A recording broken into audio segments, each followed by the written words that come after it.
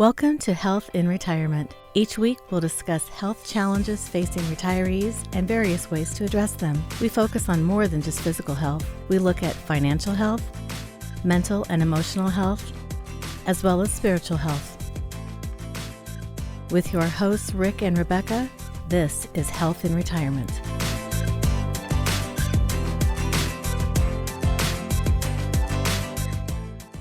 Hi, and welcome into Health in Retirement. I'm Rick Everett, and I'm Rebecca Jones.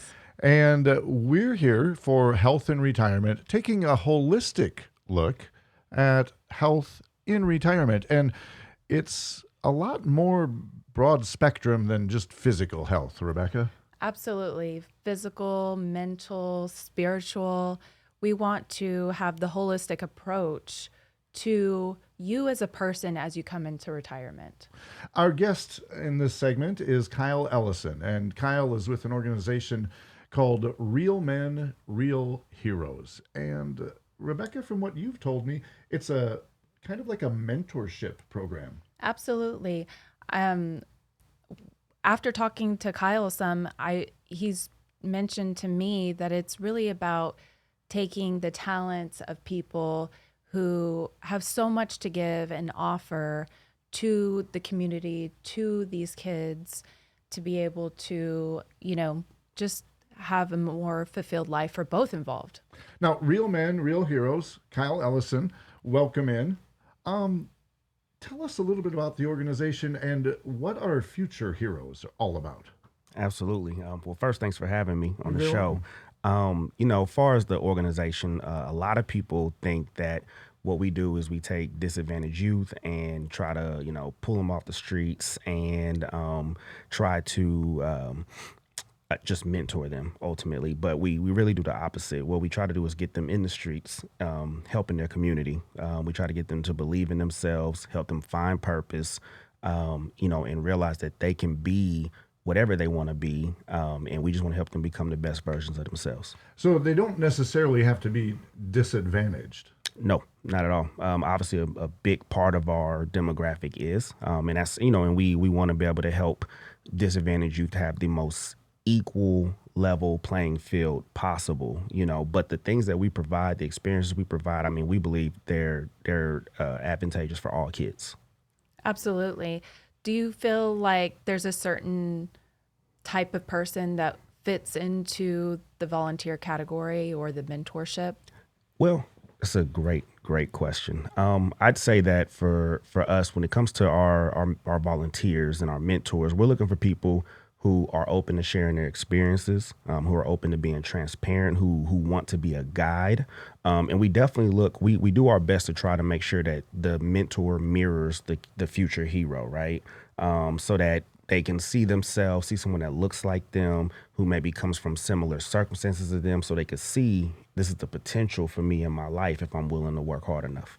You were sharing it before we came on air about a couple of volunteers that you have that were retired from the fire department? Yep, absolutely. We have two gentlemen who have been helping us for, one of them has been there for years, even before I joined the organization, and the other one was with us for, about a couple years now. And but yeah, they're both retired firefighters, and it was really cool again because they had the time and availability to really be able to go into a school or go to our after school program and help facilitate some of these activities and experiences that we were providing the kids, and it was something that allowed them to also feel like they still had purpose and reason in impacting young people today.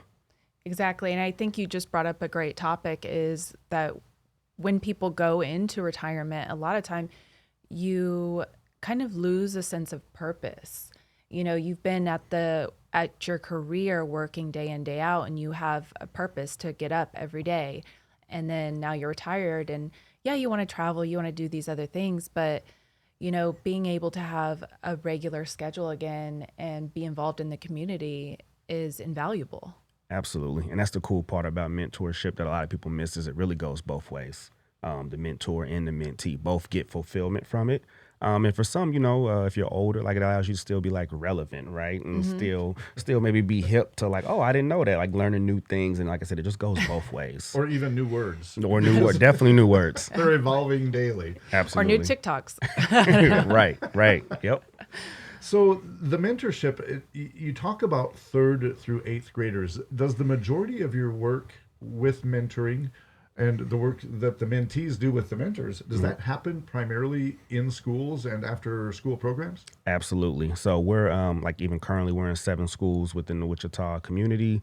And in our after school program, we meet once a week with the kids. We do dinner and then we have different activities or experiences where what we try to do is expose them to things that maybe if they weren't a part of the program, they wouldn't maybe have the opportunity to, go to. And then things that just, again, put them forward on whatever path in life they're choosing. That's ultimately what we want to do. So I noticed in the Future Heroes, it talks about 3rd through 8th grade. And 8th grade is, roughly 13, 14, 15 in there somewhere. Is there a place with Real Men, Real Heroes for those mentees to go forward from there? Absolutely. So, a big shout out. We actually did a partnership at the end of last year with the organization in town called Rise Up for Youth. And so our whole thing now, we used to be high school and we dropped it to 8th grade. And now once our kids graduate 8th grade, they can graduate into the Rise Up for Youth program, which is solely high school. Now, you talked about the firefighters that, and every kid, I think, at some point in their life wants to be a firefighter. So that's a pretty easy one. But when we talk about the mentors that you might be seeking, you're seeking people from all backgrounds, because all of those backgrounds, I would guess, have a unique niche of experience to be shared. Absolutely. Unique niche, as well as, kids, the kids don't all just want to do one thing. So the more variety you can give them of career fields or perspectives or the niches you're talking about, it really opens up their mind to like, oh, I didn't even know this was possible. I didn't know I could do something like this. Right. So can someone come to you, in essence, like if they have an idea that they want to, hey, I have this, background in entrepreneurship, and they have an idea of like things that they want to bring to you, is that something that they can do to give you ideas on ways to help the kids? Or do you already have programs? No, I'm going to put you here and do this. Absolutely. We're open to it. People can reach out to us through our website with ideas, guest speakers. We're always looking for people, even retired people, to come out and help. Kyle, tell us how people can reach you at the website. What is the web address? Yep, realmenrealheroes.org. You can go right in there, click contact, and it'll come right to our team, and we'll get back with you. Kyle, thanks so much for being with us. Thanks for having me. The show is Health and Retirement. The organization we just spoke with is Real Men, Real Heroes. Again, the website, realmenrealheroes.org. I'm Rick Everett. And I'm Rebecca Jones. And we'll be right back with more after this.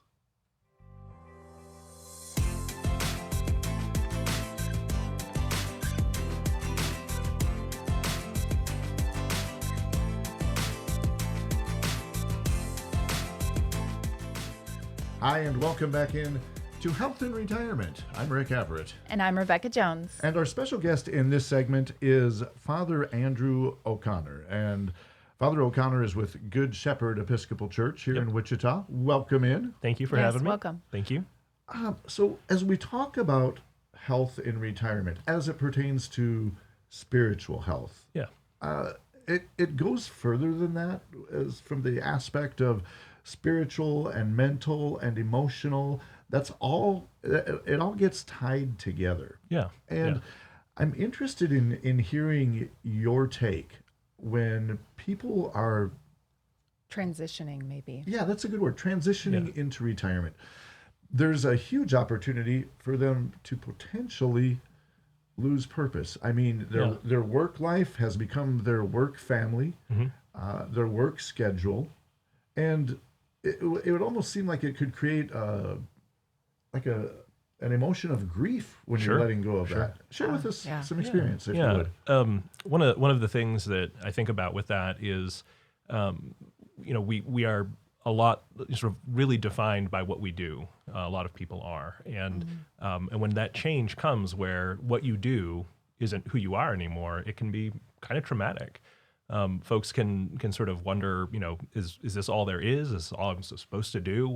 What's my worth now if I'm no longer doing the thing I've done for my entire adult life? And so I think feelings of grief are pretty normal. But there's also an opportunity, I think, in sort of riding through that grief to sort of say, well, so now who am I? Now what can I do? What's my worth if it's not tied to the doing, but rather myself as a being? Right. And so you have, I think, people who, everyone says, oh, I don't like change. Well, people don't like change that they don't feel is good for them, right? A change that feels good to you is a blessing. And a time of retirement can be a huge blessing, both personally and for people around you. Yeah, I think you brought up some great points. I mean, even when we introduce ourselves, we say, hi, I'm Rebecca. Well, what do you do? Yeah. And now that they're retired, they don't know really what to say, but I think it lends that great opportunity, if you look at it in that aspect of, I get this opportunity to be creative and kind of reinvent myself and recreate a whole new chapter in my life versus, a sad aspect of it. Yeah. Have you run into folks, Father Andrew, that get to retirement and they're just literally like, now what? Yeah, what I tell people is, don't do anything major for like the first 6 months. Try not to make any major life decisions out of that sort of sense of being a little bit in disarray. But there are folks who I think imagine that retirement, is well, I'll just sit around all day, and that's not very productive or healthy, perhaps, but. There are folks who might need just to rest, to really, sort of enjoy the idea of sleeping in for the first time. There are folks who, in a certain generation of older men, I've noticed in some of my ministry that they retire, and it's not very long before their spouse says, okay, I'm not your secretary. I had a life before you retired. You need to get a hobby. That's sort of turning inward and sort of focusing on yourself, and also then turning outward. And what's that gift that you can give from yourself? Have you had people who have come to you in advance? Like we can talk about okay, now I've retired. What do I do? Yeah. But have you had people that you've actually helped? Yeah, there are people who sometimes come with some anxiety around the thing you said earlier about, well, this is my work family, or this is what I know, this is what I do, and how will I prepare myself? And I think that's the important thing is the day you stop going to work is not the day you retire. It's that process starts before you start to think about that day. And it lasts after that day, because there is that time of sort of reinventing and sort of recalibrating yourself. I know a person I'm thinking of who right now retired a couple of years ago from pretty high stress, an important sort of managerial kind of job, and now is sort of been in the right position to be like the grandmother to help her kids who are starting to have their kids, and it's a pretty big shift, but she wouldn't have been able to be there for them had she not stepped away from that position. I know another person who is sort of did a lot of caregiving kind of work, and in retirement now works for a rental car company, and is a dependable, great employee, and sort of needed something to do and found it and is enjoying it in a way that had never been possible before. Right. And I think the church is a great place to give to that sense of community, a sense of friendship and camaraderie that maybe they're going to be missing. And I think you brought up a great point too about being proactive as that you're coming up on retirement. Mm-hmm. We always get our financial ducks in a row, but I think we also need to get our spiritual self, in alignment with that as well. Yeah. Spiritual, mental, emotional, all of those could become targets, if you will, of retirement. Yeah. As you've witnessed people going through this transition, as Rebecca referred to it, would it be a safe statement to say that probably the biggest hurdle to people getting help is the fear of asking for it? Oh, absolutely, absolutely. I mean, I think we live in a culture that sort of says you need to have all your ducks in a row, and you need to know what you're doing, and there's no room for error. And probably the biggest error most people make is just not asking, somebody a question. That either somebody who's gone through it, or a trusted counselor type person, pastor, or even just a friend. What do you think about all this? Right. Just that question being asked can open up a whole lot of avenue for exploration. Well, and I would guess too, if they come to you and they finally have jumped the hurdle of the fear of asking for help, now they're in front of you, then you or a lot of people like you have referral base that you can, you shared this with me and I fully understand and I get it. I think you should talk with so-and-so or this person. Yeah, I mean, I have a role as to counsel people, but and I'm happy to do that. But there are also people who've kind of gone through it just ahead of you, or who are going through it right now, who can be great, sort of a great companion in not so much problem solving, but just sort of riding it through and knowing there's just somebody to talk to. Right. Father Andrew O'Connor from Good Shepherd Episcopal Church in Wichita, we thank you so much for being here. If people would like to reach out to you, is there an email address? Or? Sure. My email is pretty simple. It's Father Andrew O'Connor, FRANDREWOCONNOR @gmail.com. Very good. Thanks so much for being with us. Thank you. Yes, thank you for having me.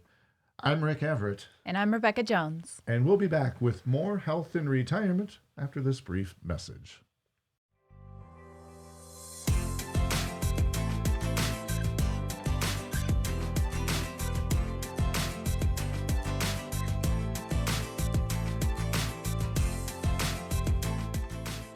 Hi, and welcome back in to Health and Retirement. I'm Rick Everett. And I'm Rebecca Jones. And Rebecca, in forming the show, in the brainstorming that came behind Health and Retirement, one of your objectives was to take a look at all the aspects of health. Yes, exactly, Rick. I think, like we said before, we wanted to make sure that every part of a person is being taken care of. Because, I mean, like I said before, you can have the financial thing. I mean, everybody goes for that. And that is important. That is absolutely important. But if you don't have your health, what does money do? Exactly. And with us in our final segment is Cory Hiebert of Market Medicare Advisors. And Cory, as a commercial just said prior to you being on the screen and on the microphone, retirement and the planning for Medicare can be very confusing. Yeah, absolutely. There's a ton of different options out there right now for how you receive your Medicare, and it's never a one-size-fits-all situation. Medicare, I've got over 200 people that I have visited with in the past year, and I feel confident saying that none of those 200 are in the same exact situation with their Medicare coverage. So one of the things that I think confuses people is they feel with Medicare that once they've selected their choice of Medicare, then it's done forever. I mean, that's what they picked, and that's how it's going to stay. Yeah, that's absolutely not true. There's a ton of different options out there for how you receive that coverage, whether we want to go with the supplement or the Medicare Advantage route. And the good news for individuals going on to Medicare is you're not really set in place. There may be some barriers or hurdles that we have to look at overcoming if we do want to make a change, but that's something that with different companies, we can overcome those hurdles. And it may take a little bit of digging, but it's definitely not impossible to overcome.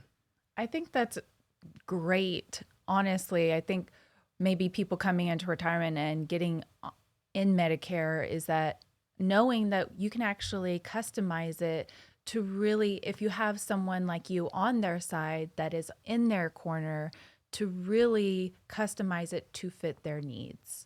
Yeah, absolutely. There's about I would say right around 50 companies that offer Medicare supplements and anywhere from the 10 to 15 range for Medicare Advantage plans here in the Wichita area. And in order to tailor to people that come in and talk to me, I try to maintain my license with most companies at any given point in time so that I can really lay out the full landscape to individuals so that they get the full picture and not just a small section of it. Now, Market Medicare Advisors, you're able to serve people that might find it more convenient to come to the Wichita area, or you also have several locations up in Kansas City, I understand. Yes, yep. The Wichita area, the Kansas City area. We actually hold our licenses in Missouri, Kansas. We even got some down in Florida and Virginia on top of that. So we do have a broad market. Now, Medicare open enrollment, that's the period from October to December that anybody can do anything with Medicare, pretty much. You're close on that, Rick. Okay. So the open enrollment period, that's where we can go in and we can make changes to our Medicare Advantage plans and our Medicare prescription drug plans. So there is no underwriting or health questions that they'll ask you on those individual plans. And because of that, they give you that small window to make those changes. And individuals may get into Medicare and think that they found the drug plan that's right for them. Well, those drug plans can be tweaked and adjusted from year to year, so it is very important that we do review those on an annual basis. And when it comes to the supplement portion, that can be changed at any time? Yeah, supplements can be changed any day of the week, any time of the year. The one catch to that is that we do have to go through medical underwriting. 15 to 25 health questions that they'll ask you. But those questions aren't always the same. Different companies ask different questions. We're almost out of time, but how can people reach you, Cory? Yeah, you can always reach out to us. You can find more information at marketmedicareadvisors.com or 844-4-MEDA-HELP. That is 844-463-3443. And our operators are standing by right now. Cory, thanks for being with us. Rebecca, great first show. We enjoyed it. Yes, thank you, Rick. Thank you, Cory. And join us again next week right here for more health in retirement. We'll have special guests, certified personal trainer, and a supplement specialist. Health in retirement. See you then. This broadcast is intended for informational and educational purposes only. The views, statements, and opinions expressed are those of the individual speakers and not necessarily those of foundations and its affiliates. The information contained herein does not constitute an offer to sell any securities or represent an express or implied opinion or endorsement of any specific investment opportunity, offering, or issuer. Any discussion of performance or returns is not indicative of future results. Each individual investor situation is different, and any ideas provided may not be appropriate for your particular circumstances. Foundations only transacts business in the states where it is registered or is excluded or exempt from registration requirements. Registration as an investment advisor is not an endorsement of the firm by security regulators and does not mean the advisor has achieved a specific. Services are offered by Eidelman Law Firm. Tax services offered by Market Tax Services. Market Advisory Group does not provide legal or tax advice. Investment advisory services are offered through Foundations Investment Advisors, LLC, an SEC-registered investment advisor.